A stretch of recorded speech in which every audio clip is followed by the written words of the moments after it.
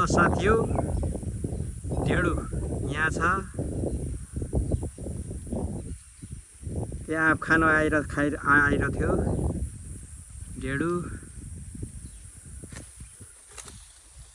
हेरौँ साथी हो हाम्रो त मकै पाक्न थाल्यो अस्तिको मकै हाम्रो निजी निवासु पर छ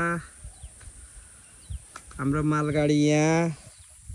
घाँस बोक्ने गोबर फाल्ने यहाँ हो ए हाम्रो अर्धाङ्गिनी यहाँ घाँस काट्दै हुनुहुन्छ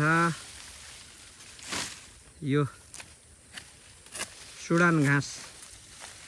यस्तो भयो अस्ति छरेको मलाई चाहिँ घाँस नकाट भन्छ के गर्ने रोगी मान्छे ढाडको पिण्ड रोगी भइयो यसो साथीलाई बुढीलाई साथी मात्रै हो आफू त ल साथी हो स्वस्थ रहौँ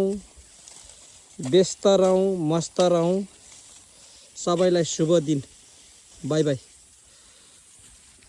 बाई बुढी बाई